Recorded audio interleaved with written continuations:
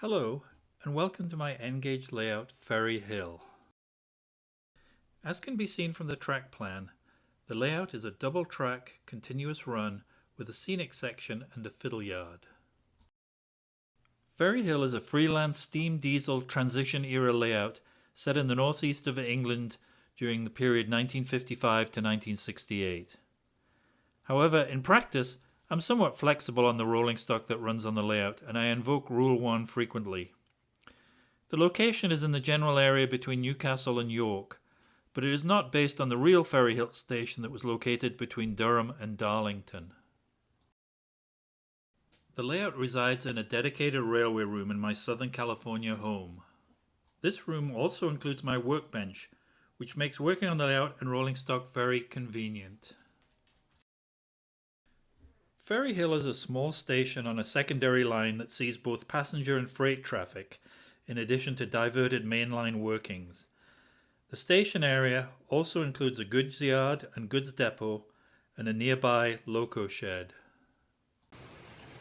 Here is A1 Pacific Silurian on a typical semi-fast train of the 1950s.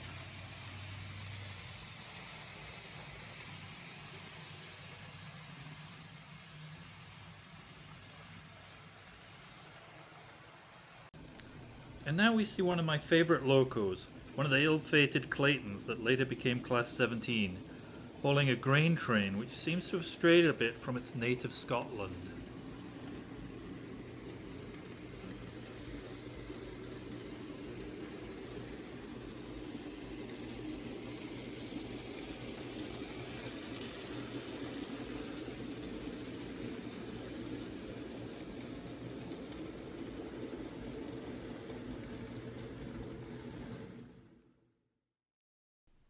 Although I enjoy operating FERRYHILL, my main interests lie in kit building and modifying ready-to-run locos and rolling stock. Here are some examples of some of the more unusual locomotives on FERRYHILL that might be of interest. While these models may never win any awards, the advent of 3D printing has given me the opportunity to add some interesting and diverse models to my collection that will probably never be made by any of the major manufacturers.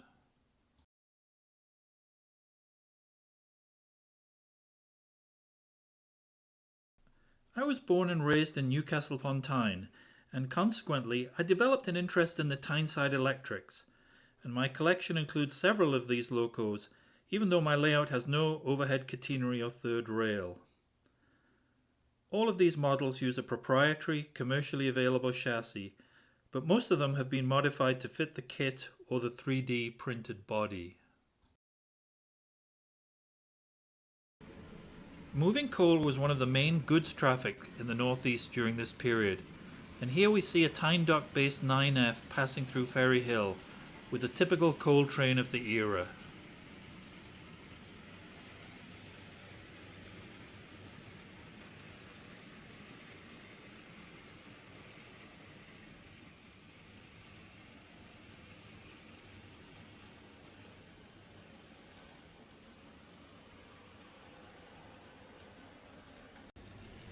In 1961, British Railways painted the two ex-Northeastern Railway electric locos working on the Newcastle Quayside branch Northeastern Railway green, and the locos carried both the British Railways late crest and the Northeastern Railway coat of arms in recognition of their heritage. It must be Sunday now as we see a group of enthusiasts enjoying a brake van special, which was a common rail tour back in the day. The people in the open wagon must be grateful that it's not raining today.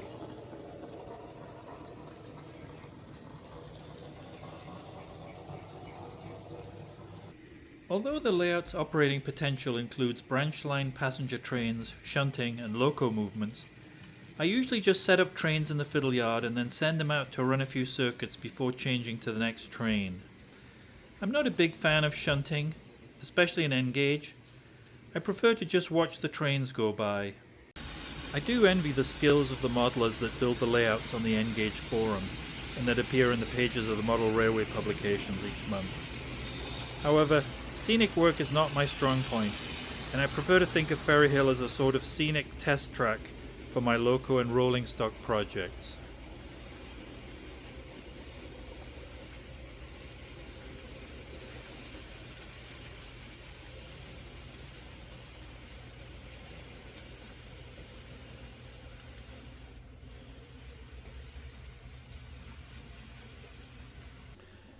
Here is another interesting special train. This time it's a horsebox special with a Gresley coach for the grooms and attendants. Let's take a look at some other features and cameos on the layout. The control panel is interesting as the two continuous run circuits run through the panel. The control panel is, in effect, acting as a tunnel. This design saves space and eliminates the need to have the panel projecting out from the front of the layout. Although I consider FERRYHILL to be complete, it is not finished. I do enjoy adding details to the layout. For example, I recently added a representation of point rodding from the signal box, which I have to admit was the fiddliest project I've ever undertaken. I also added a new cameo of a CCT being unloaded, complete with brute trolleys. Let's take a look at the Gateshead breakdown train, which has been stabled in the FERRYHILL goods yard overnight. The tool van, jib runner and match wagons are all made from Pico kits, and the staff riding van is a Dapol Collet full brake from the N-Gauge Society. The crane itself is an American model that has been anglicized to look more British in appearance. The breakdown train is not an accurate model of the prototype, but I feel that it gives a reasonable representation of such a train running on British railways in the 1960s.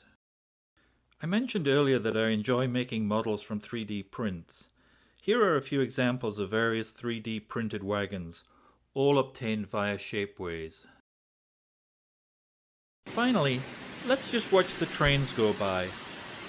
Living in the United States means that local interactions with people modelling the British railway scene are few and far between.